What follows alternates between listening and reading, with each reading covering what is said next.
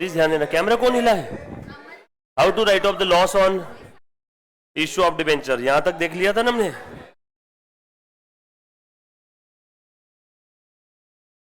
आ जाओ आगे बढ़ते।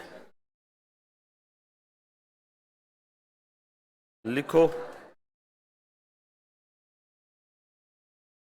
ये आगे, ध्यान देना।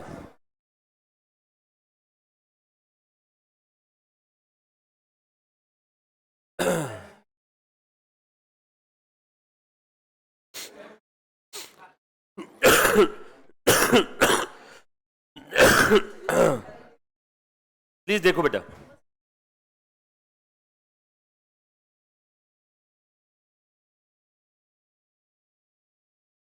लिखो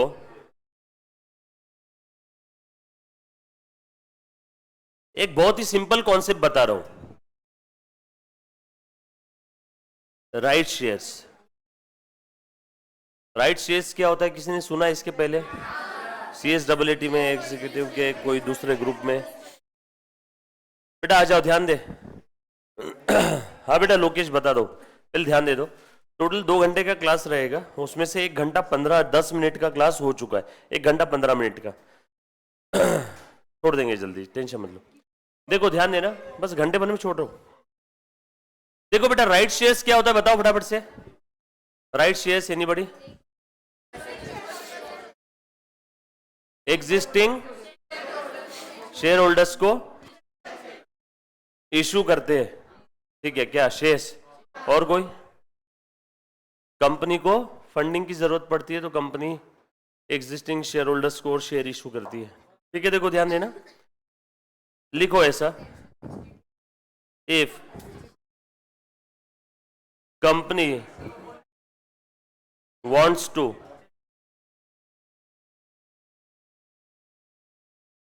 issue further shares, लिखो if company wants to issue further shares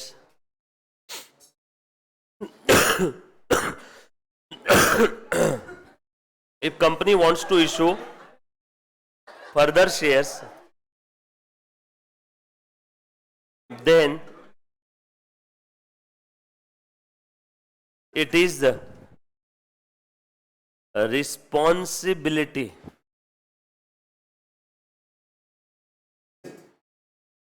of the company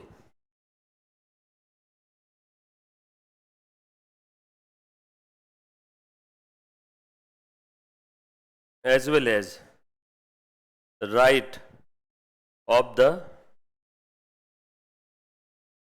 existing shareholders. It is the responsibility of company in bracket as well as right of the existing shareholders.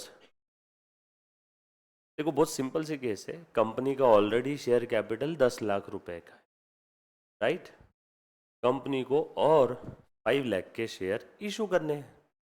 Already company का share capital कितने का है? 10 lakh. Company को और कितने पैसों की जरूरत है? 5 लाख की। तो कंपनी पैसे कहाँ से लेके आएगी? ऑप्शन ए चोरी करेगी, ऑप्शन बी डाका डालेगी, ऑप्शन सी शेयर इशू करेगी। तीनों में बेस्ट ऑप्शन क्या है? शेयर इशू करेगी। तो जब कभी भी कंपनी को और पैसों की जरूरत है तो कंपनी के पास वन ऑफ द रास्ता, one of the way to raise the fund, बहुत सारे रास्ते हैं। वन ऑफ द वे क्या है? Issue of shares. Existing company है, ऑलरेडी उसने मार्केट में 10 लाख का, आपको समझाने के लिए मन से एग्जांपल लिया, 10 लाख के शेयर इशू कर रखे हैं। कंपनी को और कितने चाहिए आपको समझाने के लिए? 5 लाख। तो कंपनी मार्केट में ऐसे किसी को भी 5 लाख के शेयर इशू करके फंड्स रेज कर देगी क्या? नो। यहां पे कंपनी की जिम्मेदारी है, रिस्पॉन्सिबिलिटी है, कंपनी की लायबिलिटी है कि कंपनी सबसे पहले किसे ऑफर करेगी? एग्जिस्टिंग शेयर होल्डर्स को। कंपनी अपने एग्जिस्टिंग शेयर होल्डर्स को बोलेगी, एग्जिस्टिंग शेयर होल्डर्स मैं ओनरशिप डाइल्यूट करने जा रही हूं और 5 लाख रुपए के शेयर्स इशू करने जा रही हूं, आप लोगों को चाहिए क्या? ये आपका अधिकार है। अगर कंपनी और नए शेयर इशू करती है मार्केट में तो कंपनी सबसे पहले किसे ऑफर करेगी? एग्जिस्टिंग शेयर होल्डर्स को। क्यों? क्योंकि ये एग्जिस्टिंग शेयर होल्डर्स का अधिकार है, राइट है। Whenever company wants to issue further shares, then it is the responsibility of company to offer such share to the existing shareholders first. सबसे पहले किसे ऑफर करेगी? एग्जिस्टिंग शेयरहोल्डर्स, या और किसे ऑफर कर सकती है? अपने एम्प्लॉइज को, under the scheme of ESOP, वो भी स्पेशल रिजोल्यूशन से परमिशन लेके। थोड़ा लॉ का पार्ट थोड़ी देखना है अपने को। और किसी ऑफर कर सकती है? Person authorise by special resolution. मान लो पर्सन नरेंद्र मोदी है, कंपनी के जनरल मीटिंग में शेयर होल्डर्स ने डिसाइड किया कि हम नए शेयर्स नरेंद्र मोदी जी को ऑफर करेंगे, तो person authorise by special resolution कौन है? नरेंद्र मोदी। क्या छोड़ो, बाकी की दोनों केस का मुझे कोई लेन देन नहीं है अभी। कंपनी अपने एग्जिस्टिंग शेयर होल्डर्स को ये शेयर्स ऑफर करेगी। कंपनी बोलेगी कि मैं और नए शेयर इशू करना चाहती हूं, पहले मैं आपको ऑफर करूंगी, क्या आप इंटरेस्टेड हो क्या खरीदने में? ये आपका अधिकार है। और कंपनी की रिस्पॉन्सिबिलिटी की कंपनी पहले एग्जिस्टिंग शेयर होल्डर्स को ऑफर करे। अगर ये नहीं होता ना बॉस, तो होता क्या मालूम है क्या? कंपनी नई नई शुरू हुई, 10 लाख का शेयर कैपिटल है, डायरेक्टर के पास कितना है? 50,000 रुपए का, और पब्लिक के पास कितना है? 9,50,000 का। मान लो दो पल के लिए ऐसा सोचो, राइट शेयर्स है ही नहीं, कंपनी ने अच्छा परफॉर्म किया, अच्छा प्रॉफिट हुआ, अब कंपनी और नए शेयर इशू कर रही है 90 लाख के, और राइट शेयर है नहीं ऐसा समझो 2 मिनट के लिए, पूरे के पूरे 90 लाख किसको इशू कर दिए? डायरेक्टर को। पब्लिक के पास अभी कितना है इस 90 में? 0। अब बताओ, जो पहले डायरेक्टर का शेयर होल्डिंग कितना था बेटा? जस्ट 5%, और पब्लिक के पास कितना था? 95%। राइट शेयर्स के पास, राइट शेयर्स के अपने ये नए शेयर्स के बाद डायरेक्टर के पास कितना हो गया? 90,50,000। 90,50,000, और पब्लिक के पास कितना है? भाई साहब, कुछ बात समझ में आ रही है? एक ही रात में जो डायरेक्टर के पास पहले 5% था, 5 से कितना हो गया अब? 90। अब 10 और 90 लाख, 100 लाख में से डायरेक्टर के पास कितना है? 90.5%। इनके पास कितना है? एक रात में इन्हें पब्लिक को चाय में गिरे हुए मक्खी की तरह निकाल के बाहर फेंक दिया। समझ में आया क्या? कंपनी अच्छा परफॉर्म कर रही है तो तुमने अपने आप को नए शेयर इशू कर दिए, तुम मालिक बन गए कंपनी के। इसीलिए जब से प्रोविजन आया तब से सब नहीं हो सकता है। अगर नए शेयर कंपनी इशू करना चाहती है तो कंपनी पहले किसे ऑफर करेगी? एग्जिस्टिंग शेयर होल्डर्स को, और उसी प्रपोर्शन में जिस प्रपोर्शन में एग्जिस्टिंग शेयर होल्डर्स है, प्रपोर्शनेट वे में ऑफर करेगी। तो एग्जिस्टिंग में पब्लिक के पास कितना है? 9,05,000, 9,50,000। इनके पास कितना है? 50,000। इसी प्रपोर्शन में ऑफर किया जाएगा ताकि ओनरशिप मेंटेन रहे, वरना रातों रात डायरेक्टर अपने आप को ओनरशिप ट्रांसफर कर देते। समझ में आ रही है क्या बात सभी को? इसीलिए राइट शेयर्स का कॉन्सेप्ट आया। जब भी कोई कंपनी, एग्जिस्टिंग कंपनी मार्केट में नए शेयर इशू करना चाहती है तो कंपनी सबसे पहले वो नए शेयर किसे ऑफर करेगी? एग्जिस्टिंग शेयर होल्डर्स को। तो ये कंपनी की रिस्पॉन्सिबिलिटी है, और एग्जिस्टिंग शेयर होल्डर्स का क्या है? राइट है। इसीलिए इनको क्या बोला जाता है? Right shares. यहां तक समझ में आया सभी को? यहां तक लिखा सभी ने? पक्का? इजी एकदम? अभी ध्यान देना, अच्छे से ध्यान। हमें ये थ्योरी पार्ट इतना इंपॉर्टेंट नहीं है, इसमें सबसे ज़्यादा इंपॉर्टेंट है प्रैक्टिकल पार्ट, जो आपको लॉ में नहीं है। जो बच्चे ने राइट शेयर्स नहीं पढ़ा होगा, अभी तो समझ में आया, इजी है, सेक्शन को गोली मारो। वैसे भी हम लोग बेसिक ही देख रहे हैं अभी। ध्यान से सुनना। अब होता क्या है, मैं एक केस बता रहा हूं आपको। आपको एग्जाम में पूछा क्या जाता है? यहां पे वैल्यू ऑफ राइट पूछा जाएगा, और 5 मार्क्स का क्वेश्चन आएगा। बहुत सिंपल है, बस ध्यान देना है 2 मिनट के लिए, लिखना कुछ भी नहीं है। डेबिट क्रेडिट के साथ इसका कोई कनेक्शन नहीं है। सिंपल मैथमेटिकल कैलकुलेशन, जो सेकेंड स्टैंडर्ड का बच्चा भी सॉल्व करेगा, इतना सिंपल है। बस ध्यान देना, जहां किसी को कोई चीज नहीं समझ में आई पूछना, बट कॉन्सेंट्रेशन 1000%। 5 मार्क के लिए एग्जाम में क्वेश्चन आने की संभावना बहुत ज्यादा है। ये देखो, ये कंपनी है, कंपनी के पास जो एक शेयर होल्डर है ना, उस शेयर होल्डर के पास एग्जिस्टिंग शेयर्स कितने हैं आपको समझाने के लिए 4, और वो एक शेयर उसने मार्केट में खरीदा था। एक शेयर कितने का खरीदा था आपको समझाने के लिए, मार्केट प्राइस पे खरीदा होगा ना। मार्केट प्राइस फेस वैल्यू भी हो सकती है और मार्केट प्राइस फेस वैल्यू से ज्यादा भी हो सकती है। फेस वैल्यू से ज्यादा है मतलब कैसी, एट प्रीमियम। मान लो एक शेयर उसने खरीदा है 200 का, तो बताओ अमाउंट कितना पे किया होगा, 800। कितना आसान है। अब कंपनी ने राइट शेयर का ऑफर दिया, कंपनी ने बोला मैं राइट शेयर देना चाहती हूँ। कंपनी, लिखो मत, लिखने का टाइम दूंगा। वॉन्ट्स टू इशू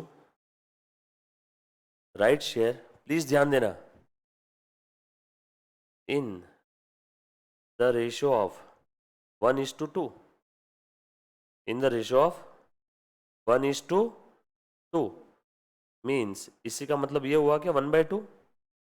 इसका अंग्रेजी में मतलब बताता हूं पहले।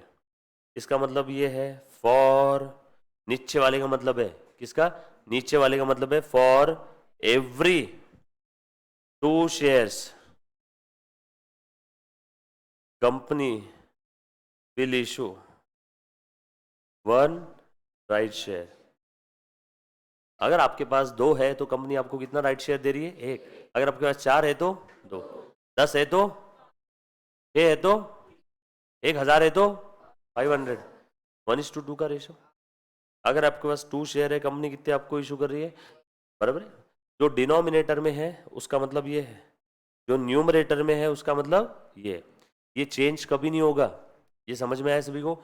उल्टा कर दिया क्वेश्चन गलत हो जाएगा, 0। इसमें स्टेप मार्किंग नहीं रहती है 4-5 नंबर के क्वेश्चन में, बहुत इजी रहते हैं क्वेश्चन, इसीलिए स्टेप मार्किंग नहीं है। इजी क्यों, बिलो एवरेज, बिलो एवरेज बच्चा भी सॉल्व कर लेता है। समझ में आया क्या, इसीलिए इसमें स्टेप मार्किंग नहीं रहती है। ध्यान देना। अब बताओ ये जो भैया जिसकी बात चल रही है, इनके पास कितने शेयर्स है, 4। तो बोलो कितने राइट शेयर्स आएंगे, very good. Number of right shares कितने हो गए, 2। 2 कैसे आया, हर 2 के लिए 1 था, आधा ना, तो 4 के लिए कितने, वेरी गुड। अब ध्यान से सुनना, और कंपनी ने राइट शेयर्स का प्राइस क्या रखा है, एग्जिस्टिंग शेयर होल्डर से तो कुछ तो फायदा होना चाहिए ना, एट, एक शेयर का मार्केट प्राइस वैसे 200 है, देखो ना यहाँ पे लिखा ना ऊपर, एट 160। एग्जिस्टिंग शेयर होल्डर्स को भैया कुछ तो फायदा होगा, बाहर वालों के लिए 200, एग्जिस्टिंग शेयर होल्डर से कितना 160। और मार्केट प्राइस कितनी है बेटा, ये सारा डेटा प्रश्न में दिया हुआ है, जी माने गिवन, बरोबर है, ये दिया हुआ है क्वेश्चन में। नहीं तो बच्चा बाद में मैसेज करेगा सर वो 150 कहाँ से आए, 160 कहाँ से आए, 200 कहाँ से आए, ये गिवन है, बरोबर। ये भी दिया है, एक इंसान के पास 4 शेयर है, ऐसा नाम दिया रहेगा, मिस्टर XYZ के पास 4 शेयर है, उसने ऑलरेडी मार्केट प्राइस से खरीदे होंगे 800 में, बिकॉज मार्केट प्राइस वाज 200 पर शेयर। फर्स्ट टाइम तो मार्केट प्राइस पे खरीदेंगे ना, पहली बार जब वो शेयर होल्डर बना तब थोड़ी राइट शेयर मिलेंगे, फर्स्ट टाइम तो मार्केट प्राइस पे ही खरीदेगा कि नहीं, यस और नो। अब उसे राइट शेयर मिल रहे हैं कितने बेटा, 1:2 के रेशो में 2, और एक राइट शेयर कितने का है 160, तो कितना हो जाएगा, वेरी गुड। बताओ टोटल नंबर ऑफ शेयर्स कितने हो गए, 6, और टोटल पैसे कितने दिए उसने कंपनी को, 800 और 320, बरोबर है। कितना सिंपल था, पहले उसने 4 शेयर्स परचेस किए थे एट द रेट 200, 800, बाद में 2 राइट शेयर मिले, फायदा हो गया 160 के हिसाब से 320, टोटल पैसे दिए 800 और 320 1120, टोटल नंबर ऑफ शेयर 4 और 2 6। कुछ था इसमें, यहां तक किसी बच्चे को कोई डाउट है तो प्लीज एक बार पूछ लो, क्लियर है क्या बाबा, नहीं तो कैलकुलेटर उठा करके चेक कर लो, अभी भी समझ नहीं आया कोई चीज, पक्का समझ में आया? इन शॉर्ट, मोटा मोटी तौर पे ये 6 शेयर के लिए उसने कितने पैसे दिए? 1120। कोई मुझे एवरेज निकाल के बताएगा कि एक शेयर का कितना? 6 शेयर के लिए उसने कितने दिए? अरे 6 आम 1120 के, तो एक आम कितने का? दूसरी कक्षा में सॉल्व करते थे ना। देयरफॉर उसी को मैं थियोरिटिकल मार्केट प्राइस बोलूंगा। ये इंसान क्या बोलेगा? मेरे लिए 200 नहीं है मार्केट प्राइस, मेरे पास 6 शेयर 1120 के हिसाब से, तो एवरेज आउट कर दिया तो एक शेयर कितने का हो गया?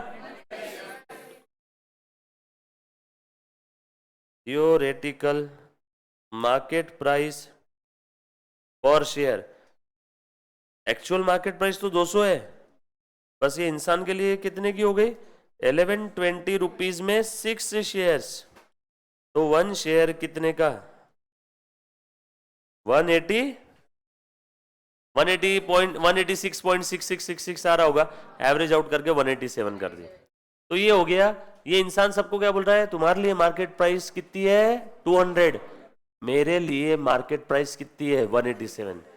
ये चमत्कार हुआ कैसे, ये बताओ? वेरी गुड, राइट की वजह से। किसकी वजह से हुआ?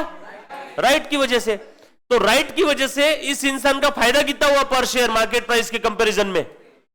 13 हो गया है, आंसर आ गया है, आपने बता दिया है। Value of right 13, value of right 13 लिख दू, हो गया 5 नंबर जेब में। बट एक्चुअल मार्केट प्राइस कितना है बेटा? एक्चुअल मार्केट प्राइस 200, देयरफॉर ये चमत्कार कैसे हुआ? राइट की वजह से। लोगों के लिए जहां 187 का एक शेयर है, ये भाई साहब, लोगों के लिए जहां 200 का एक शेयर है, ये भाई साहब के लिए एक शेयर कितना है? 187 का। यही क्या है? Value of right. आपको देखो, किसी भी चीज की वैल्यू कैसे निकलती है, मैं जीवन के भी काम की एक चीज बता रहा हूं। किसी भी चीज की वैल्यू कैसे निकलती है? जितना उस चीज से आपको फायदा होता है। किसी चीज का आपको ज्यादा फायदा तो वो आपके लिए ज्यादा कीमती, किसी चीज का आपको कम फायदा तो वो आपके लिए कम कीमती। यहां पे राइट की वजह से फायदा कितने का हुआ? 13 का। कुछ बच्चे बोलेंगे नहीं सर, एक शेयर तो 160 का है, मार्केट प्राइस 200 है, तो वैल्यू ऑफ राइट 40। गलत। ये 160 कब रहेगा? पहले आपको 800 खर्च करने पड़ेंगे ना उसके लिए। पहले आपने भूतकाल में, पास्ट में 800 के शेयर्स खरीदे, तब कहां जाके 160 में मिल रहा है आपको? डायरेक्ट थोड़ी मिल रहा है। तो आपने पहले कितने दिए? 800 फॉर 4 शेयर, बाद में आपको मिला 320 में 2 शेयर, तो टोटल 4 और 2 6 शेयर्स आपने कितने दिए? 1120। तो आपका एवरेज आउट कितना हो गया? 6 शेयर के लिए 1120, तो 1 शेयर के लिए 187। अगर आप आम आदमी होते, एक तुच्छ मानव होते, तो आपको एक शेयर कितने का मिलता? 200 का। जो कि आप एग्जिस्टिंग शेयर होल्डर हो, तो राइट की वजह से आपका एवरेज आउट एक शेयर का कितने का हो गया? 187। बोलो आपको राइट की वजह से फायदा कितने का हुआ? यही है वैल्यू ऑफ राइट। अब लिख लो, 5 नंबर जेब में इतू सा लिखने के, कुछ भी नहीं। लिखो फटाफट से। क्वेश्चन लिखा है क्या आपने? हाँ, क्वेश्चन भी लिखो। केस लिखो, केस ऐसी, case 1, value of right question mark. Means आपने यहां पे क्या कैलकुलेट किया? Value of right. सिंपल सी स्टेप्स अगर मैं बताऊं इसकी एक सेंटेंस में, तो पहले एवरेज प्राइस निकाला, पुराने और राइट शेयर्स की नंबर, पुराने शेयर राइट शेयर का price, price upon number, average price को मार्केट प्राइस से कंपेयर कर लिया, खत्म। एवरेज प्राइस को मार्केट प्राइस से कंपेयर कर लिया, आ गया value of right. Sir shortcut वाला भी तरीका लिख दो, इसमें लिख देता हूं, 10 सेकेंड में कैलसी पे आंसर आ जाएगा।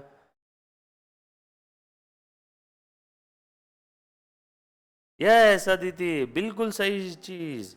Value of right means benefit. क्या लिखा इस बच्ची ने? Benefit we got due to right issue. Yes,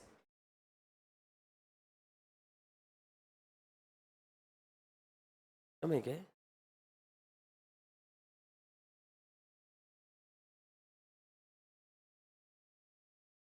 क्या आप इस राइट को बेच सकते हो क्या? यस, आप इस राइट को सेल कर सकते हो। रिनाउंस, ट्रांसफर, सेल, खैर छोड़ो, वो अभी नहीं देखना है, उसकी प्रोविजन वगैरह कुछ है, वो आगे लॉ में या अकाउंट में आपको आएगा। राइट हो गया आपका? सर को बोलना बोलना सर आपने तो थ्योरी बताई, हम आपको प्रैक्टिकल करके बताएंगे राइट का।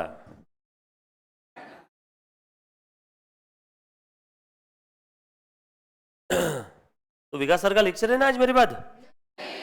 किसी का लेक्चर नहीं है? अपना लेक्चर ज्यादा है आज।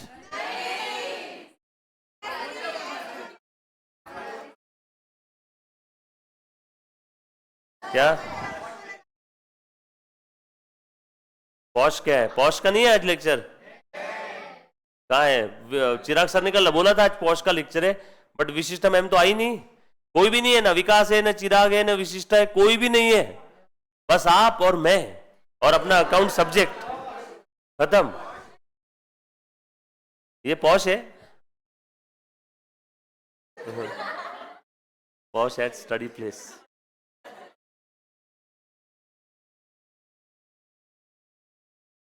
लिखा मुन्ना सभी ने?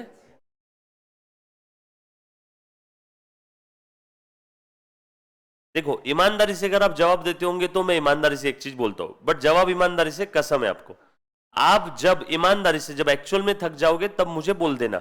अब भी देखो, ईमानदारी से जवाब मैंने बोला, अब भी मत बोलो सर थक गए, ऐसा मत करो। ईमानदारी से थोड़ी देर बैठो, जब आप थक जाओगे तब बोल देना, मैं छोड़ दूंगा, मैं कुछ भी नहीं पूछूंगा, बस।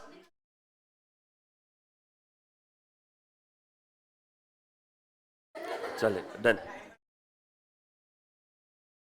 लिखा बेटा सभी ने? साथ साथ में लिखवाना ज्यादा अच्छा है, आपको अलग से लिखने बोला बहुत टाइम लगाते हो।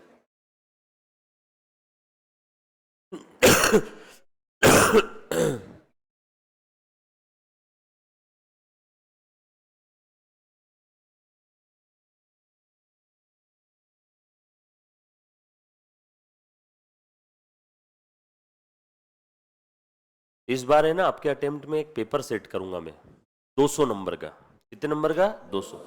उसमें से लिख लेना, 70 नंबर का फाइनल एग्जाम में आ जाएगा।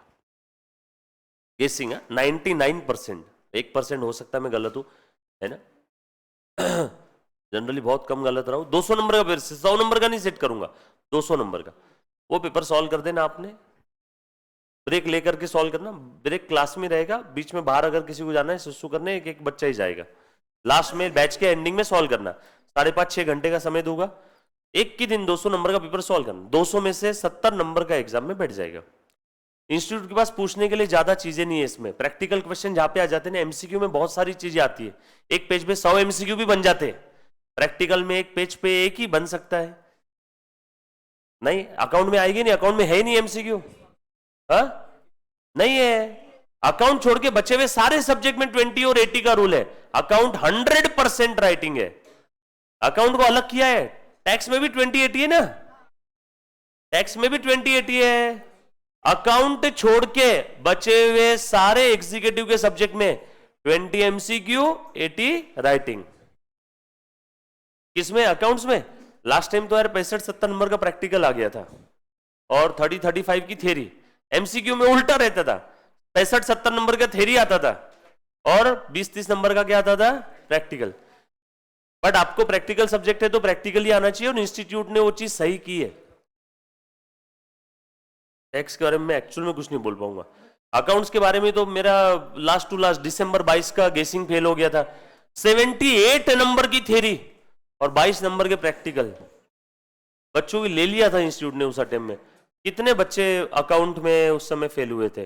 वो एक एक्सेप्शनल अटेम्प्ट है, उसकी बच्चों को मैंने बोला भी, बोला यार अब आप इसके अंदर में आपकी गलती नहीं है, पेपर ही ऐसा था।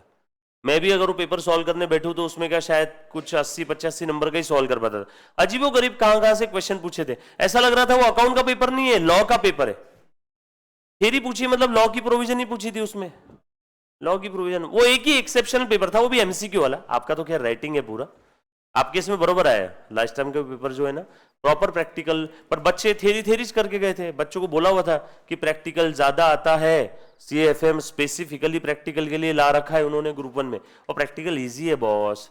तुम बताओ कौन सा प्रैक्टिकल टफ लगा तुमको अभी तक जो हमने देखे, जितनी भी एंट्रेंस देखी, कहीं टफ लगा क्या? बस कोई टेंशन वाली बात ही नहीं। आ जाओ, ये लिखा सभी ने?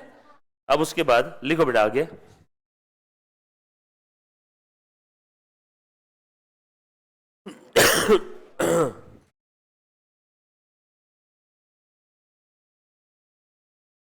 एक बहुत ही प्यारी चीज लिखवा के दे रहा हूं।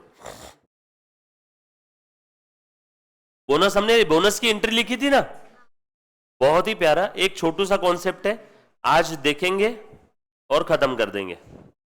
अब फिर उसके बाद छुट्टी। रिडम्पशन ऑफ, लिखो, रिडम्पशन ऑफ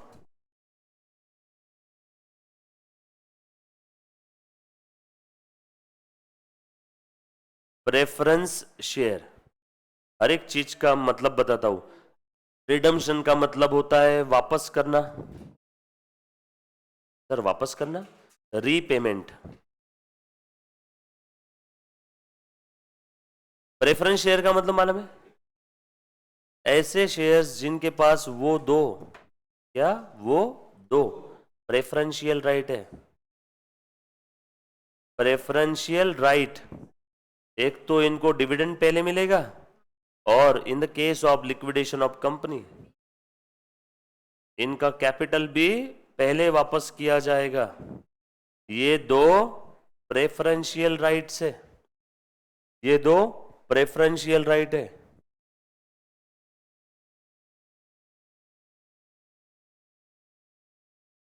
एक बच्ची ने सवाल पूछा पिछले वाले में, सर मार्केट वैल्यू अगर बढ़ती है, मार्केट वैल्यू कम होती है, चूल्हे में जान दो मार्केट वैल्यू को।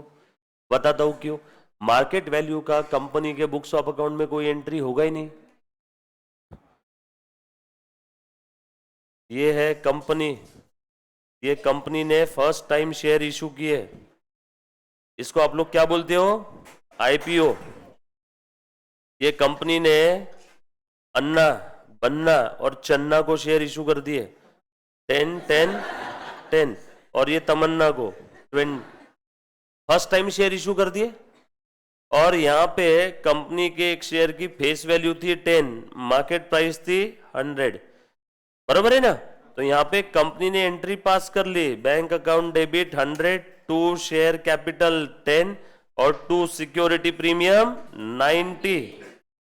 अब इसके बाद अभी अन्ना ने बन्ना को शेयर बेचा 200 रुपए में, बन्ना ने चन्ना को बेचा 2000 रुपए में, चन्ना ने तमन्ना को बेच दिया मान लो 10 रुपए में, फिर तमन्ना ने फिर से इसको शेयर बेचा 10 लाख रुपए में, इसने इसको बेचा 10 करोड़ रुपए में। इसका कंपनी के बुक से कोई कनेक्शन नहीं है। Mind your own business. Company का कोई संबंध है क्या? या न बन्ना चन्ना तमन्ना आपस में खेल रहे? ये क्या है? Secondary market. और ये क्या है? Primary market, IPO। कंपनी जब पहली बार शेयर इश्यू करती है तो उस समय जो कंपनी को एक्स्ट्रा मिल रहा है कंपनी उसकी एंट्री कर लेगी। और अभी आपस में खेल रहे हैं, अन्ना बन्ना चन्ना तमन्ना आपस में खेल रहे हैं, इसका कंपनी के बुक में कोई एंट्री आएगा क्या? अन्ना ने शेयर 10 करोड़ में बेचा होगा बन्ना को, तो अन्ना और बन्ना उसके बुक में एंट्री करते बैठेंगे, कंपनी के बुक में उसकी नो एंट्री। कुछ बात समझ में आई क्या? Mind your own books, yes और नो। आपने आपके बुक्स ऑफ अकाउंट्स के बारे में सोचना है, किसी और के बुक्स ऑफ अकाउंट्स के बारे में नहीं सोचना है। कुछ बात समझ में आई सभी को? अदिति, जो तू सवाल पूछ रही थी मेरे ख्याल से तेरे को जवाब मिल गया रहेगा उसका। आ जाओ, देखो। So redemption of preference shares, redemption मतलब पैसा वापस करना। अच्छा, शेयर्स में दो टाइप के शेयर्स होते हैं, ये तो मालूम होगा सभी को।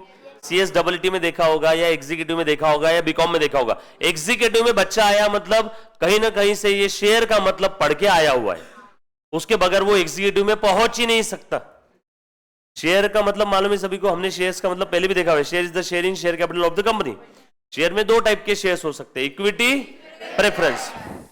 इक्विटी और प्रेफरेंस, इसमें प्रेफरेंस शेयर्स मतलब कौन से? देखो नाम में मीनिंग है, उनके पास प्रेफरेंस है, प्राथमिकता, preference, priority. Priority in what sense? Priority in the case of distribution of profit, जिसको आप लोग प्यार से डिविडेंड बोलते हो। कंपनी जब भी डिविडेंड बांटेगी तो पहले इन दो कैटेगरी में कौन से कैटेगरी के शेयर होल्डर्स को बांटेगी? Preference share holders. आओ पहले तुम लो, और अगर कंपनी बंद हो जाती है तो ओनर का पैसा वापस करना है कि नहीं, तो पहले किसको देगी? प्रेफरेंस शेयर होल्डर्स को। आओ पहले तुम लो, यस और नो, और उसके बाद बचा तो किसको देगी? Equity share holders. Equity share holders are like माँ ऑफ द कंपनी, मम्मा, माँ। आखिरी में अगर घर पे कुछ खाना बचा, मिठाई बची तो उससे मिलता है, नहीं तो नहीं मिलता है। समझ में आया ना? क्योंकि हाँ, बट माँ का किरदार बहुत इंपॉर्टेंट है, असली ओनर तो वही है ना, इसलिए equity share holders are the real owners of the company. उसके पास वोटिंग राइट भी होते हैं, बट प्रेफरेंस शेयर होल्डर्स के पास वोटिंग राइट नहीं है। ये बात मालूम है सभी को?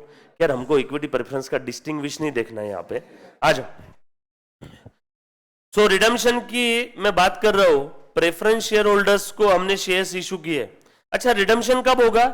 भूतकाल में, पास्ट में पहले कहीं ना कहीं इशू किए होंगे, तभी रिडम्पशन होगा, कि डायरेक्ट रिडम्पशन हो जाएगा? इंसान मरा है मतलब पैदा हुआ है तभी मरेगा ना, पैदा ही नहीं हुआ मर गया, ऐसा नहीं होगा। रिडम्पशन है मतलब कहीं ना कहीं पहले इशू हुआ है। तो मुझे इशू ऑफ प्रेफरेंस शेयर की एंट्री आप बता सकते हो क्या? आप सभी को पता है इशू ऑफ शेयर्स जो हमने देखे थे ना, issue of shares, copy paste, issue of preference share. हाँ, copy paste 1,00,000% same.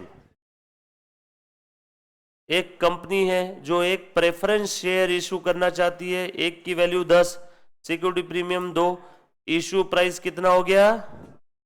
Well, instalment application के समय 3, अलॉटमेंट के समय 5, कॉल के समय 4, अलॉटमेंट में प्रीमियम 2, कैपिटल 3।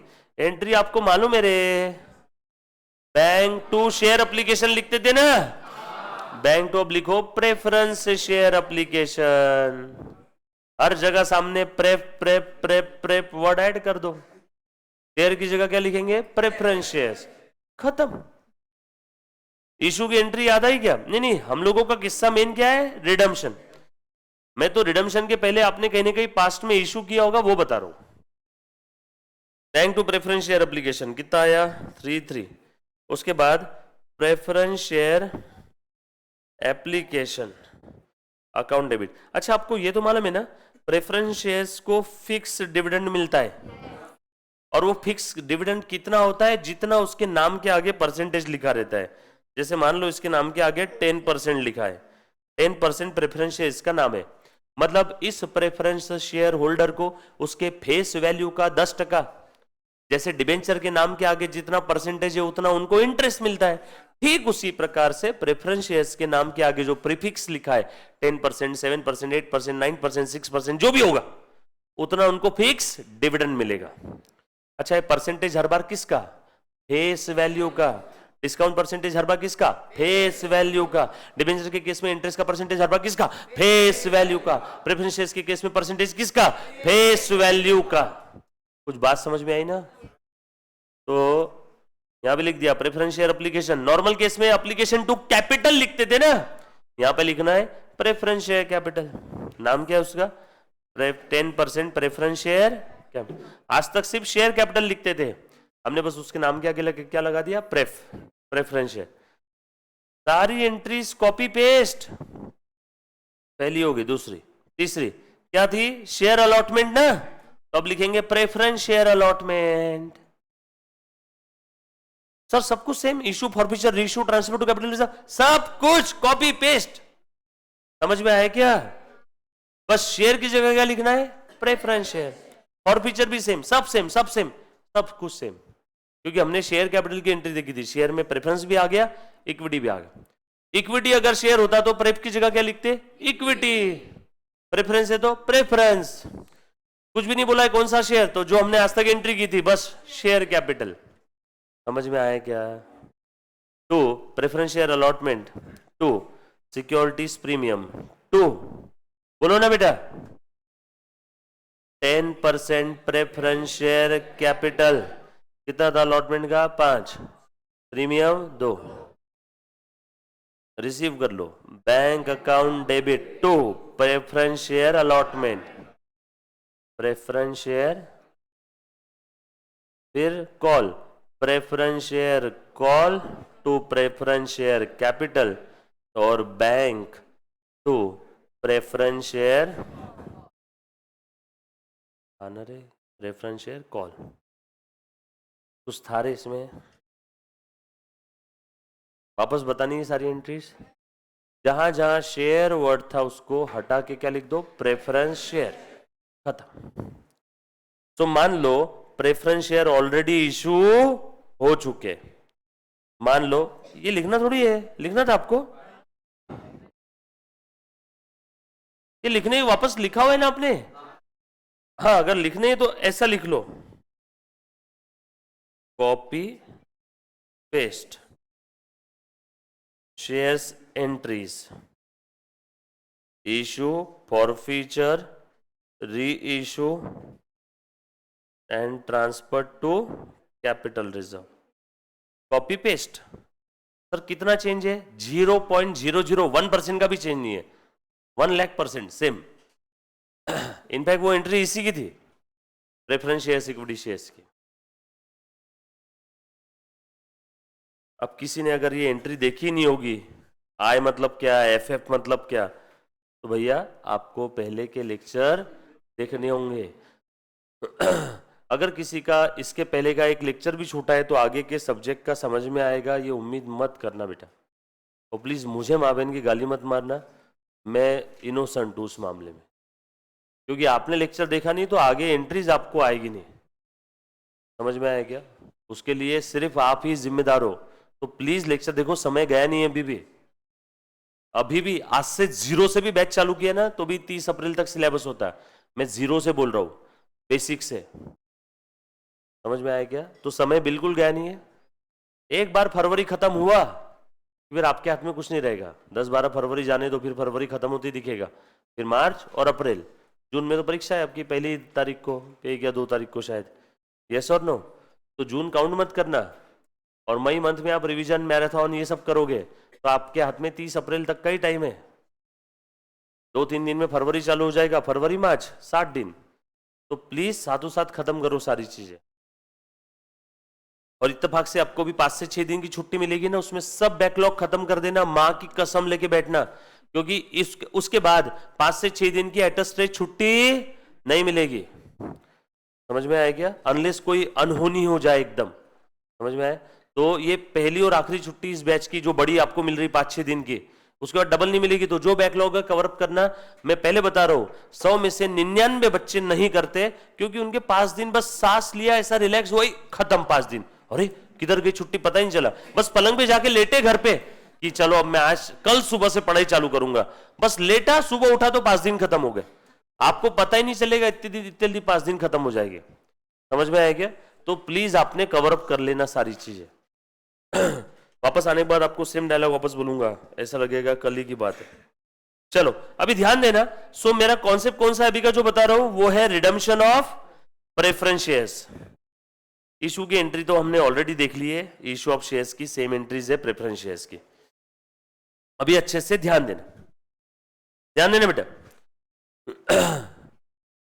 अब मैं ये प्रेफरेंस शेयर, अब बस लिखो कुछ भी मत, मैं लिखने के लिए समय दूंगा। आखिरी कॉन्सेप्ट है, उसके बाद बैच खत्म हो जाएगा।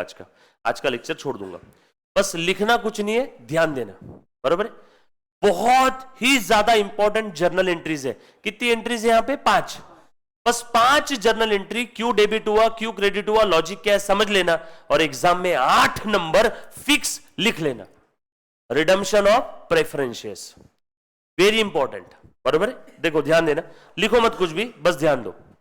लिखना कैसे मैं बता दूंगा। एक कंपनी है, लिखो मत, मैं लिखने के लिए समय दूंगा बेटा, जिसके पास प्रेफरेंस शेयर है एक, आपको समझाने के लिए 100 रुपए का, और वो प्रेफरेंस शेयर कंपनी ने इशू किया था 5 इयर्स के टेन्योर के लिए। वैसे मैक्सिमम टेन्योर प्रेफरेंस शेयर्स का 30 इयर्स है, इंफ्रास्ट्रक्चर कंपनी है तो नॉर्मल केस में 20 इयर्स है। वो टेन्योर्स वगैरह हम लोग एक्चुअल में जब शेयर कैपिटल टॉपिक स्टार्ट करेंगे तब देखेंगे। तो आपको समझाने के लिए कितना टेन्योर है इसका? 5 साल। आपको समझाने के लिए कितना टेन्योर है? 5 साल। 5 साल बाद ये कंपनी प्रेफरेंस शेयर होल्डर्स से अपना प्रेफरेंस शेयर वापस ले लेगी और उसको उसका पैसा दे करके अपने घर रवाना कर देगी। इस पैसा वापस करने की प्रोसेस को आप अंग्रेजी में क्या बोलते हो? Redemption of preference share. Redemption of preference share means repayment of preference share capital to the respective preference share holder. Preference share holders को उसका प्रेफरेंस शेयर कैपिटल का पैसा वापस करने की प्रोसेस को हम लोग कहते हैं रिडम्पशन ऑफ प्रेफरेंस शेयर। 5 साल का पीरियड पूरा हो गया, कंपनी ने अपना प्रेफरेंस शेयर वापस ले लिया और इनको इनका पैसा वापस कर दिया। जब कंपनी ने प्रेफरेंस शेयर इशू किया था तब शेयर कैपिटल बढ़ा था। जब कंपनी ने प्रेफरेंस शेयर इशू किया था तब शेयर कैपिटल बढ़ा था। अब कंपनी वापस ले रही है तो कैपिटल कम हो। कैपिटल कम होगा तो उसे क्या करो? डेबिट करो, क्योंकि कैपिटल का क्रेडिट बैलेंस बढ़ता है तो क्रेडिट करो, कम हुआ तो डेबिट करो। बढ़ना कम समझेगा ट्रांजैक्शन से। ट्रांजैक्शन इशू वाला है कि रिडम्पशन का है? रिडम्पशन यानी कैपिटल बढ़ेगा या कम होगा? कम। कैपिटल कम होगा तो उसे क्या करो? डेबिट करो। ये बात समझ में? तो ये तो पक्की बात है, रिडम्पशन में preference share capital boss debit होने वाला है। और कैपिटल कितने से डेबिट होता है? जितने से रेज किया था। कैपिटल कितने से रेज होता है? फेस वैल्यू से। जितने भी कॉल्ड अप फेस वैल्यू होगी टोटल उसकी, बरोबर है क्या? तो फेस वैल्यू से ही कम होगा। ये तो बात पक्की है। अब ध्यान से सुनना, कंपनी का एक प्रेफरेंस शेयर है जो कितने का था? 100 का। कंपनी रिडीम कैसे कर रही है? Premium on redemption. बोलो ये फायदा है या नुकसान है? ये प्रीमियम मिल नहीं रहा है, कंपनी दे रही है। कंपनी ने इशू करते समय ही टर्म्स एंड कंडीशन में बोला था कि हम तुम्हें रिडम्पशन के समय फेस वैल्यू से ऊपर वापस करेंगे। ये sir no redemption premium on redemption कितना है आपको समझाने के लिए? 10। सो पैसा मनी रोकड़ा amount required, amount AMOUNT amount, पैसा पैसा, अमाउंट रिक्वायर्ड फॉर रिडम्पशन कितना है बेटा बताओ? तो रिडम्पशन के लिए कितना पैसा चाहिए? 110।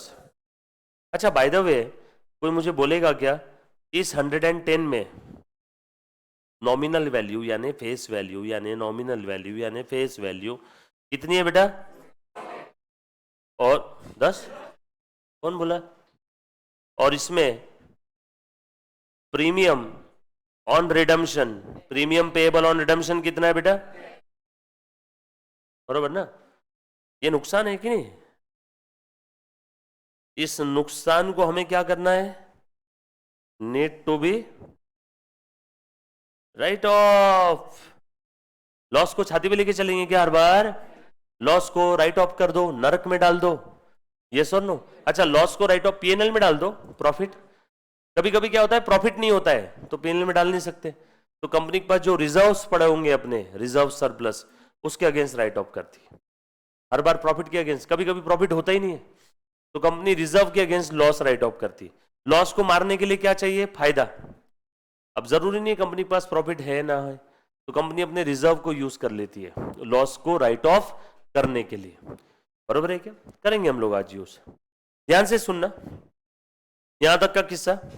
100 रुपी फेस वैल्यू का प्रेफरेंस शेयर्स, रिडम्पशन हो रहा है 10 रुपी प्रीमियम, तो total amount required for redemption is 110। इस 110 में nominal value required for redemption 100, nominal value required for redemption 100, nominal value required for redemption 100 and premium payable on redemption is 10।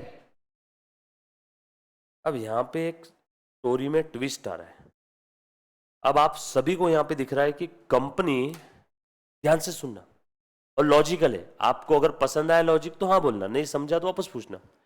आपने मान लो मेरे कोई बिजनेस में पैसा लगाया, मैंने उस बिजनेस में लगाए थे 90 करोड़ और मैंने आप सभी से कितने इकट्ठा किए? 10 करोड़। तो आपने दे भी दिया आराम से। आपने क्या बोला? मास्टर है ईमानदारी से धंधा करेगा, खुद के 90 करोड़ लगे हुए। मेरे खुद के कितने लगे उस बिजनेस में? 90 करोड़। और मैंने तुम सबसे कितने लिए? तुम सब क्वालिफाइड कंपनी सेक्रेटरी हो गए, लाखों में कमा रहे, सबसे मैंने कितने लिए? 10 करोड़। आपने दे भी दिए। मुन्ना प्लीज ध्यान देना, प्लीज ध्यान देना बेटा, आ जाओ आ जाओ, अदिति इधर ध्यान दे पहले। आप सबने कितने दिए? 10 करोड़। और आपको अगले दिन पता चला कि मास्टर ने खुद के 90 करोड़ में से 89 करोड़ विड्रॉ कर लिए बिजनेस से। मैंने क्या किए, मेरे खुद के 89 करोड़ विड्रॉ कर ली। आपको तकलीफ होगी कि नहीं? अब मेरे बिजनेस में, अब मेरे उस कंपनी में, उस बिजनेस में मेरे कितने बचे? 1 करोड़, और आप सबसे कितने लिए हुए? 10 करोड़। अब तुम बताओ मेरा नेचुरली उस धंधे में इंटरेस्ट रहेगा क्या? क्योंकि मेरा हो के लॉस कितने का होगा? 1 करोड़ का। आप कितने से मरोगे? 10 करोड़ से। जैसे ही आपको पता चला कि ओनर ने उसका कैपिटल विड्रॉ कर लिया, आप सबसे मैंने पैसे उधार लिए थे, आप सब कौन हो? Third party creditors. आप तो बाहर वाले थे, आपसे तो मैंने पैसे उधार लिए थे 10 करोड़। कुछ लोगों को डिबेंचर दिए होंगे, इसमें से कुछ बैंक होगी, कुछ फाइनेंशियल इंस्टीट्यूशन होगी, कुछ क्रेडिटर्स होंगे, जो भी होंगे। मैंने आप सभी से कितने लिए? 10 करोड़। और आपको बोले बगैर मैंने मेरे बिजनेस से मेरा जो कैपिटल था विड्रॉ कर लिया। सैलमन वर्सेस सैलमन देखा ही होगा आपने। मैंने तो अपना कैपिटल विड्रॉ कर लिया। अब मेरा कैपिटल कितना बचा? ओनली 1 करोड़, और बाहर वालों की उधारी कितनी है? 10 करोड़। आपको तकलीफ होगी ना? आप आए मेरे पास, तो सर ये क्या कर दिया? इतना भरोसा था और आपने आपकी औकात दिखा दी। आपका 90 करोड़ था बिजनेस में, हमने जब आपके बिजनेस को 10 करोड़ रुपीस की उधारी दी थी, तो हमने उस 90 करोड़ के ह्यूज कैपिटल को देख करके उधार दिया था। इस बिजनेस में ओनर का फंड कितना है? 90 करोड़। तो उसके मुकाबले लोन फंड 10 करोड़ है, काफी कम है। कभी भी आप हमारा पैसा वापस कर सकते हो, क्योंकि ओन फंड बहुत ज्यादा था। आपने तो ओन फंड ही कम कर दिया, आपने कैपिटल स्ट्रक्चर को ही रिड्यूस कर दिया। पर ये नहीं चलेगा, अभी के अभी हमारा पैसा वापस करो, नहीं तो मजबूरन हम लोग एनसीएलटी में जाएंगे। मैंने बोला पैसा तो वापस नहीं है, और कोई दूसरा रास्ता? आपने बोला फिर जितना कैपिटल आपने कम किया ना, उतना फिर से कोप अप करो, फिर से रेस करो, नए शेयर इशू करो, कुछ भी करो, कैपिटल 90 करोड़ चाहिए। समझ में आई क्या बात? सेम तकलीफ यहां पे भी हो रही है। देखो, कंपनी अपना प्रेफरेंस शेयर वापस ले रही है, प्रेफरेंस शेयर होल्डर्स को उनका कैपिटल रातों रात रिटर्न कर रही है। जैसे ही रिडम्पशन ऑफ प्रेफरेंस शेयर की वजह से कंपनी ने मालिक को, शेयर होल्डर को उनका कैपिटल वापस किया, थर्ड पार्टी क्रेडिटर्स के पेट में दुखना शुरू हो जाएगा। थर्ड पार्टी क्रेडिटर्स बोलेंगे हमने जिस कैपिटल स्ट्रक्चर को देख करके आपको पैसे उधार दिए थे, आपने तो उसी कैपिटल स्ट्रक्चर की मदर सिस्टर कर दी रिडम्पशन कर करके। आपने तो कैपिटल को कम कर दिया ना, तो भैया नहीं चलेगा, हमें हमारा पैसा वापस करो, या जितने से कैपिटल कम किया उतना फिर से खड़ा करो। मतलब ठीक है, पैसा तो नहीं है, लेकिन मैं कैपिटल फिर से रेस कर देता हूं। मैं मार्केट में गया, नए इक्विटी शेयर इशू किए, नए प्रेफरेंस शेयर इशू किए, वो प्रेफरेंस शेयर नहीं जो रिडीम किए वो कैटेगरी के नहीं, नए प्रेफरेंस शेयर। नहीं तो सरकार बोलेगी ना इसकी टोपी उसके सर, तो ये प्रेफरेंस शेयर रिडीम कर रहा है और इसी कैटेगरी के नए प्रेफरेंस शेयर इशू कर रहा है, फिर तो बात ही क्या हुई? समझ में आया क्या? तो इक्विटी शेयर्स और अलग प्रेफरेंस शेयर, अभी ये समझ लो 10% है, तो 9% इशू किए, 12% इशू किए, 7% इशू किए होंगे। तो नए शेयर इशू करने की वजह से कैपिटल फिर से क्या हो गया? बढ़ गया। और ये थर्ड पार्टी क्रेडिटर्स के चेहरे पे मुस्कान आ गई। यस और नो? कुछ बात समझ में आई क्या? देखो, रिडम्पशन की वजह से कंपनी का कैपिटल कम होता है।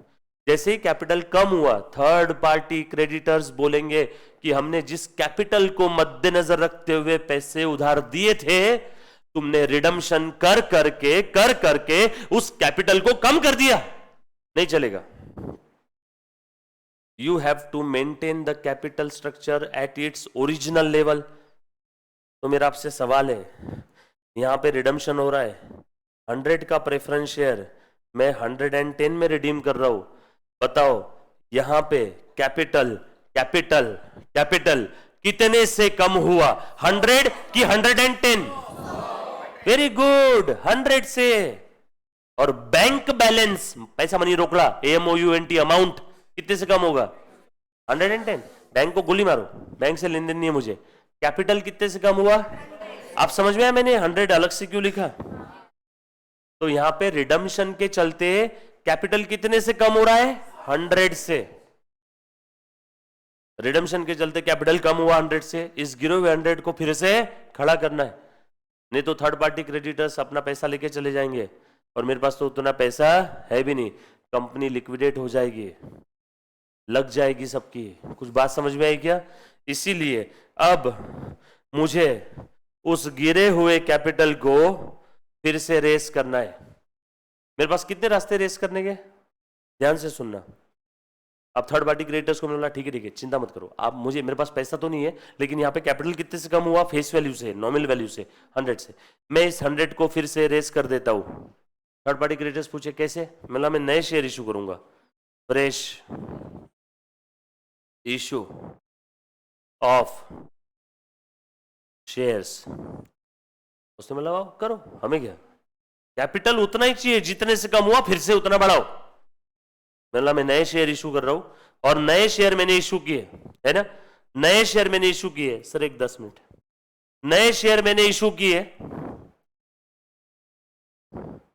90 के, कितने के इशू किए 90।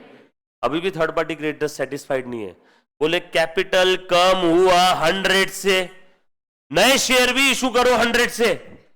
मैंने बोला मैं जबरदस्ती लोगों के सर पे बंदूक रखूं क्या, शेयर खरीद। 90 के शेयर इशू किए, 90 के शेयर खरीदने वाले, टोटल तो हम वैसे 100 के शेयर इशू कर रहे थे, लेकिन पब्लिक ने 90 के ही शेयर सब्सक्राइब किए, मेरी क्या गलती? थर्ड पार्टी क्रेडिटर्स ने बोला मालूम नहीं, टोटल कैपिटल 100 से बढ़ा के चाहिए। कितना कम पड़ रहा है बाय द वे, यहां पे 10 कम पड़ रहा है ना। अब वो देखो 10 कहां से आएगा, अब वो देखो 10 कहां से आएगा, यहां से तो फ्रेश इशू से 90 आए। अब कंपनी ने बोला ठीक है यार चिंता मत कर, मैं मेरे पास जो रिजर्व सरप्लस पड़ा है उसी रिजर्व सरप्लस को मैं कैपिटल बना देती हूं। कंपनी के पास जो रिजर्व सरप्लस पड़ा था, फ्री रिजर्व, कंपनी के पास फ्री रिजर्व मतलब क्या, उसके ऊपर किसी का कोई चार्ज नहीं है, फ्री ऑफ चार्ज। जैसे ये फोन के ऊपर किसी का कोई चार्ज नहीं है, बरोबर है क्या? अगर किसी ने फ्लैट, मैंने एक प्रॉपर्टी परचेस किया, लोन लिया उस प्रॉपर्टी को खरीदने के लिए, तो उस प्रॉपर्टी पे किसका चार्ज है, बैंक वालों का। समझ में आया क्या? ऐसा रिजर्व जिसके ऊपर किसी का कोई हक नहीं है, वो फ्री रिजर्व है, कंपनी के पास है। यस और नो? फ्री रिजर्व का एग्जांपल ऐसा प्रॉफिट जिसको एनी टाइम कंपनी डिविडेंड बोल के बांट सकती है, कंपनी को किसी से परमिशन लेने की जरूरत नहीं है। लेकिन मेरी जो प्रॉपर्टी के ऊपर मैंने लोन लिया बैंक से, वो प्रॉपर्टी में बैंक के परमिशन के बगैर बेच सकता हूं क्या? नो, मतलब बैंक का उस प्रॉपर्टी पे चार्ज है, मतलब वो प्रॉपर्टी फ्री ऑफ चार्ज नहीं है। लेकिन ये रिजर्व फ्री ऑफ चार्ज है। ये रिजर्व कैसा है? Free reserve. फ्री रिजर्व मतलब ऐसा reserve which can be distributed as a dividend, जिसको हम लोग कभी भी डिविडेंड बोल के बांट सकते हैं। तो कंपनी अपने रिजर्व को क्या बना रही है? कैपिटल। देखो, transfer to capital redemption reserve, CRR। कितना ट्रांसफर किया? 10। कंपनी ने थर्ड पार्टी क्रेडिटर्स को बोला अब हैप्पी? हाँ बोले अब हैप्पी, क्योंकि देखो यहां पे रिडम्पशन की वजह से कैपिटल कितने से कम हुआ? 100 से। रिडम्पशन की वजह से कैपिटल कितने से कम हुआ? 100 से। इस गिरे हुए कैपिटल को फिर से खड़ा कर दिया। कैसे? 90 के शेयर्स इशू किए और कंपनी ने अपने फ्री रिजर्व को कहां ट्रांसफर कर दिया? CRR में। सर फ्री रिजर्व को CRR में ट्रांसफर करना मतलब कैपिटल खड़ा करना होता है क्या? यस। क्यों सर? क्योंकि CRR आज नहीं तो कल क्या बनने वाला है? Share capital. अरे शेयर का बच्चा बड़ा होके क्या बनता है? शेयर। CRR बड़ा होके क्या बनेगा? Share capital. सर ऐसे कैसे बनेगा? क्योंकि CRR का एक ही यूज है इस ब्रह्मांड में। CRR का क्या यूज है? We can use CRR only and only for the purpose of issue of fully paid bonus share. CRR से हम लोग क्या आगे इशू कर सकते हैं? Bonus share. उसके अलावा CRR का कोई यूज है ही नहीं। मतलब CRR is as good as share capital. समझ में आया क्या? किसी ने बोला मैं शेर को पाल रहा हूं, तो जंगल से बड़ा शेर लेके आएगा कि बच्चा लेके आएगा? पहले आगे जाके क्या बनेगा? शेर ही बनेगा। तो ये बच्चा है शेर, आगे जाके क्या बनने वाला है? Share capital. इसीलिए CRR को as good as capital structure बोला हुआ है, क्योंकि आज नहीं तो कल क्या बनेगा? वो बोनस शेयर। बोनस शेयर यानी शेयर कैपिटल। कुछ बात समझ में आई क्या सभी को? अरे यस और नो? तो यहां पे जो थर्ड पार्टी क्रेडिटर्स के पेट में दुख रहा था कि कैपिटल कम हो गया, ये लो हमने नए शेयर इशू किए और सीआरआर में भी ट्रांसफर कर दिया। अरे कुछ बात समझ में आई क्या? और यहाँ पे जो कंपनी का लॉस हो गया प्रीमियम ऑन रिडेम्पशन, इस लॉस को भी कंपनी क्या करेगी? राइट ऑफ कर देगी। Such loss need to be write off against free reserve. अच्छा ये कौन सा वाला प्रीमियम है? ये आने वाला प्रीमियम है कि जाने वाला प्रीमियम है? जाने वाला देना है एक्स्ट्रा। तो ये जाने वाले प्रीमियम को पास्ट में कहीं ना कहीं प्रीमियम आया होगा इशू करते समय, तो वो आने वाले प्रीमियम के अगेंस्ट भी सेट ऑफ कर सकते हैं क्या? यस, अगेंस्ट फ्री रिजर्व और एग्जिस्टिंग सिक्योरिटीज प्रीमियम। अरे पास्ट में हमने कभी शेयर्स या डिबेंचर्स इशू किए होंगे प्रीमियम पे, तो उस समय प्रीमियम मिला, फायदे वाला प्रीमियम। उस फायदे वाले प्रीमियम की मदद से मैं ये लॉस जाने वाले प्रीमियम को राइट ऑफ कर सकता हूं क्या? यस। इसमें एक एक्सेप्शन है, एक्सेप्शन अभी नहीं बताऊंगा। लॉ में आपने पढ़ा होगा सेक्शन 133, जो कंपनी को कंप्लाई करना है वो कंपनी सिक्योरिटी प्रीमियम को यूज नहीं कर सकती इस प्रीमियम को राइट ऑफ करने के लिए। बट वो एक्सेप्शन अभी नहीं देखेंगे, बाद में देखते बैठेंगे। बट कंपनी के पास दो रास्ते हैं ना, इस प्रीमियम को देखो, इस लॉस को राइट ऑफ करने के लिए क्या चाहिए? फायदा। लॉस को मारने के लिए क्या चाहिए? फायदा। अगर फायदे के लॉस खत्म हो सकता है क्या?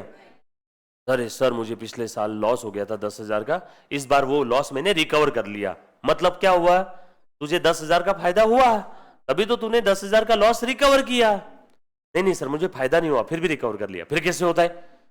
अरे ये सुनो, लॉस को रिकवर करने के लिए आपको क्या चाहिए? फायदा, प्रॉफिट या फ्री रिजर्व। यस और नो? अब ध्यान से सुनना। हो गया, बस पूरा कॉन्सेप्ट खत्म। गिनती की 5 एंट्री अब मैं यहीं पे लिख देता हूं और उसके बाद आप घर जाओ। यहीं पे लिख रहा हूं इसी डायग्राम में। सबसे पहली एंट्री ये देखो बेटा, 1, दूसरी एंट्री 2, तीसरी 3, चौथी 4 और 5वीं खत्म। 5 एंट्री। पहले आपको स्टोरी बताए तो आपको डेबिट क्रेडिट समझ में आएगा कि नहीं? अब सबसे पहली एंट्री कौन सी रहेगी? देखो जरा, मैं यहां पे लिखता हूं प्रेफरेंस शेयर जो रिडीम होने वाले हैं। आपके पास तो नोट्स है ना, आप थोड़ी ऐसा पेज साइड में सरका सकते हैं, तो थोड़ा सा मैं यहां पे ऐसे लिखता हूं, आप भी ऐसे लिख। Cancellation of preference share capital. Sir cancellation क्यों? अरे रिडम्पशन हो रहा है ना। रिडम्पशन यानी प्रेफरेंस शेयर होल्डर्स को उनका पैसा वापस कर रहे हैं, यानी प्रेफरेंस शेयर कैपिटल कैंसिल होगा। Cancellation of preference share capital and पैसा दे दिया है, देना बाकी है, and amount due to preference share holder. इसकी एंट्री बताओ। प्रेफरेंस शेयर कैपिटल कैंसिल कर रहे हैं मतलब कैपिटल को कम करें। अरे रिडीम करना मतलब अपना इशू किया हुआ प्रेफरेंस शेयर वापस ले लो। रिडीम करना मतलब इशू किया हुआ प्रेफरेंस शेयर वापस ले लो। शेयर इशू कर दे तो कैपिटल बढ़ता है, रिडीम कर रहे तो कैपिटल कम होगा। कैपिटल कम होगा तो क्या करेंगे? डेबिट। सो लिख दूं क्या मैं?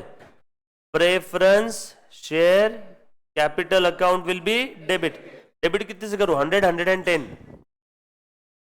क्यों? कैपिटल बड़ा 100 से था तो कम भी 100 से ही होगा ना।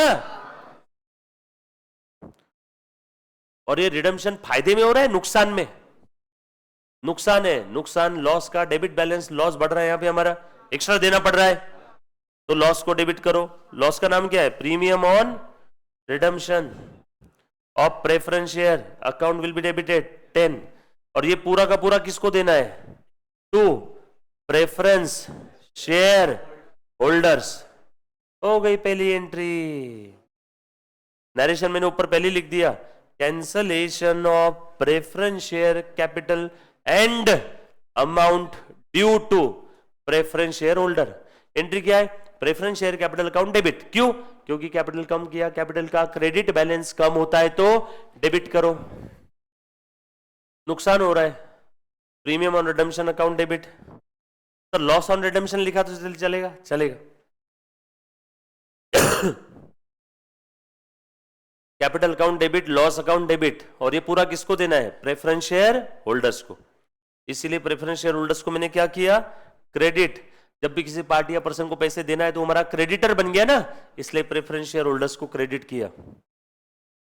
तो पहला वाला कौन सा ट्रांजैक्शन था? प्रेफरेंस शेयर कैपिटल कैंसिल करके अमाउंट देना बाकी टू प्रेफरेंस शेयर होल्डर। किसको देना बाकी है? प्रेफरेंस शेयर होल्डर्स को। इसीलिए प्रेफरेंस शेयर होल्डर्स को मैंने क्रेडिट किया, राइट? पक्का? ये पहली एंट्री समझ में आई क्या? ये कभी चेंज नहीं होगी, ऐसी रहेगी।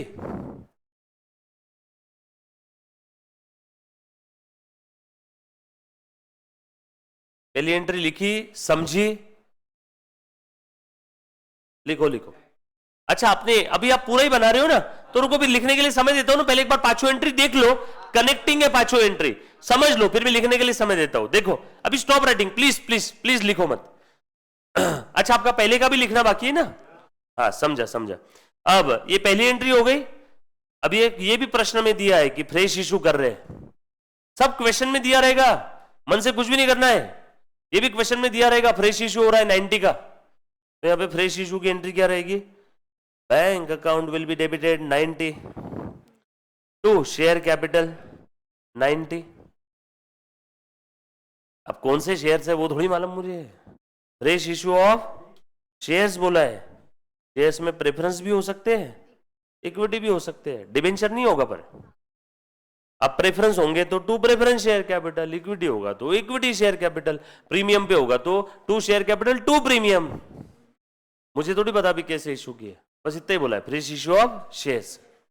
होगी दूसरी एंट्री खत्म। तीसरी एंट्री, अब जरूरत तो थी 100 की, फ्रेश इशू से कितना रेस किया? 90। बचा हुआ कंपनी अपने फ्री रिजर्व से ट्रांसफर कर रही है सीआरआर को, फ्री रिजर्व से निकाल के सीआरआर में डाल रही है। तो बोलो फ्री रिजर्व बढ़ेगा या कम होगा? वेरी गुड, फ्री रिजर्व कम होगा। फ्री रिजर्व फायदा, उसका क्रेडिट बैलेंस बढ़ता है तो क्रेडिट, कम हुआ तो डेबिट। बढ़ना कम होना समझेगा? ट्रांजैक्शन क्या है? रिजर्व से निकाल रहे, यानी रिजर्व कम हो रहा है। कम हो रहा है तो क्या करेंगे? Very good, debit. कहां डालेंगे? एक दूसरे रिजर्व में डाल रहे हैं, दूसरे रिजर्व का नाम क्या है? सीआरआर। सीआरआर में डालेंगे तो रिजर्व वो बढ़ जाएगा। रिजर्व का अगेन क्रेडिट बैलेंस बढ़ता है तो क्रेडिट। कौन सा रिजर्व बढ़ रहा है? Capital redemption reserve. इतना सिंपल था एंट्री।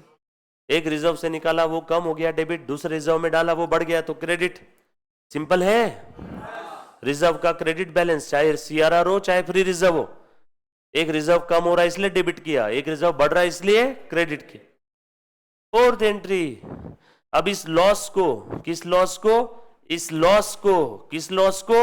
इस लॉस को जो पहले डेबिट किया, अब राइट ऑफ करना है तो उस लॉस को क्या करेंगे? Credit, premium on redemption. Yes और नो? और लॉस को राइट ऑफ करने के लिए किसकी मदद लेंगे? फ्री रिजर्व या एग्जिस्टिंग। हाँ बेटा, पीएनएल भी फ्री रिजर्व ही है, यहां लिख देता हूं, पीएनएल की मदद ले सकते हैं, है ना? जनरल रिजर्व की मदद ले सकते हैं या एग्जिस्टिंग सिक्योरिटी प्रीमियम की मदद ले सकते हैं, जो भी अवेलेबल होगा क्वेश्चन में। तो लॉस को मारना है तो प्रॉफिट को यूज करेंगे, प्रॉफिट यूज करेंगे नहीं, लॉस की वजह से लॉस को सेट ऑफ करना है तो प्रॉफिट कम होगा ना। प्रॉफिट कम होगा इसलिए देखो मैंने प्रॉफिट को डेबिट किया, ऊपर प्रॉफिट या जनरल रिजर्व डेबिट किया to premium on redemption. Premium on redemption को क्रेडिट क्यों किया? पहले उस लॉस को मैंने डेबिट किया था, प्रीमियम ऑन रिडम्पशन, पहले उस लॉस को मैंने क्या किया था? डेबिट। अब राइट ऑफ करना है तो उस लॉस को क्या किया मैंने, और किसकी मदद से? पीएनएल, जनरल रिजर्व और सिक्योरिटी प्रीमियम। ये फ्री रिजर्व है और ये सिक्योरिटी प्रीमियम। कुछ बात समझ में आई? लास्ट एंट्री, लास्ट एंट्री क्या? पैसा देके मोकला काम, भेज दो ना घर पे सबको, पैसा दे दो। Final settlement with preference share holders. पहले एंट्री में प्रेफरेंस शेयर होल्डर्स को क्रेडिट किया था, दिख रहा है क्या? अब उनको पैसा देना है तो preference share holders as a creditor खत्म हो जाएंगे। Preference share holders account debit 110 और पैसा दे दिया तो 2। Very good. नरेशन ऊपर ऑलरेडी लिखा मैंने, अब लिख लो, पूरा लिखो अच्छे से। ये ऊपर का लिख लिया था आपने, ये लिखो। अच्छा, ये ऊपर सिर्फ रिडेम्पशन ऑफ प्रेफरेंस शेयर है, हेडिंग। रिडेम्पशन का मतलब वापस करना, रीपे करना, शेयर सिक्योरिटी प्रेफरेंस कुछ भी हो सकता है। ये है मेन चार्ट, और ये है आपकी 5 एंट्रीज, 1 2 3 4 5, और पांचों भी किससे समझ लेना अच्छे से क्या है। तो रिडेम्पशन में ये गिनती की 5 एंट्री आती है। इसके अलावा और भी एंट्रीज आ सकती है। फिर क्वेश्चन में लिखा रहेगा रिडेम्पशन के लिए पैसे नहीं थे तो कंपनी ने अपनी एक संपत्ति बेच दी, एसेट बेच दी, तो एसेट सेल की भी एक एंट्री आ जाएगी। कार बेच दिया, कैश अकाउंट और bank account debit to car, तो कितनी एंट्रीज हो गई फिर 6, और एक एसेट बेच दी 7। समझ में आया क्या? तो इसके अलावा प्रश्न में लिखा रहेगा, बट रिडम्पशन बोला तो आपके दिमाग में फिट हो जाना चाहिए 5 में से कोई ना कोई एंट्रीज आने वाली। कभी कभी ऐसा रहता है कंपनी जितने की जरूरत है सारा का सारा फ्रेश इशू से लेके आ जाती है, तो फिर ये फ्री रिजर्व से सीआरआर की एंट्री आएगी ही नहीं। तो वहां पे जिद मत करना, नहीं नहीं नहीं मुझे तो सीआरआर का एंट्री चाहिए। अब जितने की जरूरत है सब फ्री रिजर्व से अपना फ्रेश इशू से आ गया, तो सीआरआर में कितना आएगा? 0।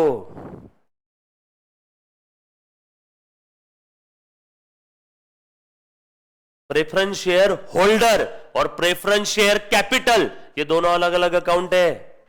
प्रेफरेंस शेयर होल्डर्स को पहले क्रेडिट किया, फर्स्ट एंट्री में क्रेडिटर बन गए वो, और लास्ट एंट्री में देखो प्रेफरेंस शेयर होल्डर्स को डेबिट किया। सीक्वेंस ध्यान रखना एंट्री का 1 2 3 4 5।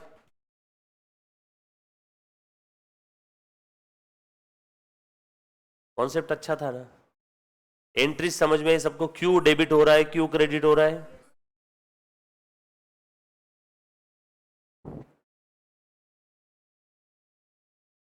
Cancellation of preference share capital, first वाली entry, cancellation of preference share capital and amount due to preference share holders. दूसरी वाली entry fresh issue of shares. तीसरी फ्री रिजर्व से सीआरआर में ट्रांसफर। चौथी राइटिंग ऑफ लॉस और premium. और पांचवी फाइनल सेटलमेंट। सिंपल, पक्का समझ में? काफी सारी चीजें हमने देखी है। Issue forfeiture, issue transfer to capital reserve, bonus, उसके बाद issue of debentures, writing off loss और premium on redemption of debenture, उसके बाद redemption of preference share, issue of shares और debenture for consideration other than cash, है ना? Right shares की entry नहीं, राइट शेयर का वैल्यू। इतनी सारी चीजें हमने देखी है। आपको पता है जो हमने अभी तक देखा उसमें कॉर्पोरेट अकाउंटिंग आपका 60 में से 30 मार्क्स की एंट्रीज कवर हो गई। कितने? 30 मार्क्स की। और हम लोग अभी भी कहाँ हैं? बेसिक में। बेसिक ही जीवन है। ये समझ में आया तो आगे का पूरा सब्जेक्ट समझ में आएगा। अभी तक हमने हमारी नोट्स भी ओपन नहीं किए, नहीं इसलिए मैंने बोला ओपन नहीं किए। इस वीक में मिल जाएगी आपको। बस अब एक 2 से 3 लेक्चर और बेसिक के रहेंगे, उसके बाद अपनी नोट्स का स्टार्ट करेंगे। जिस समय नोट्स का स्टार्ट करेंगे उस समय सबके हाथ में नोट्स आ जाएगी। नोट्स अभी क्यों नहीं? जबरदस्ती आपके बैग में बोझा क्यों लेके आ रहे हो? नोट्स लेके आओगे जबरदस्ती, और जो चीज अभी आपको काम नहीं है जबरदस्ती उसको छाती पे लो भी मत ना, है ना? क्या ही करोगे जबरदस्ती देख के, टेंशन ले। बस अभी अच्छे से करना है। आपकी जो नोट्स है वही आपकी असली नोट्स है जिसमें आप लिख रहे हो। Thank you so much guys, love you all, take care, bye.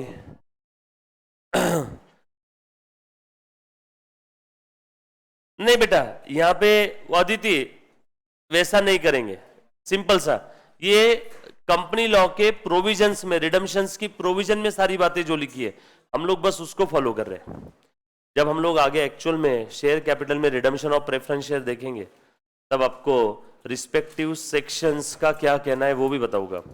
ये जो चार्ट है ना, ये और कुछ नहीं, आपकी कंपनी लॉ की प्रोविजन है। वो प्रोविजन थेरियोटिकल सेंटेंसेस में एक पेज भर के लिखी थी, मैंने उस एक पेज की थेरियोटिकल प्रोविजन को इस चार्ट में कन्वर्ट कर दिया, दैट्स इट, है ना? और किसी बच्चे को कोई डाउट, समस्या, आपत्ति? एनीबॉडी? पक्का? काफी सारी एंट्रीज हो गई, 150 एंट्रीज हो गई करीब करीब, है ना? 100+ एंट्रीज हो गई ना, काफी एंट्रीज हो गई। अभी आपको जर्नल एंट्री पास करना आएगा क्या? यही इंपॉर्टेंट है, अगर ये आता है तो आगे का सब्जेक्ट भी कॉर्पोरेट अकाउंटिंग पूरा समझ में आएगा। डन? चलो, थैंक यू यार, बाय बेटा।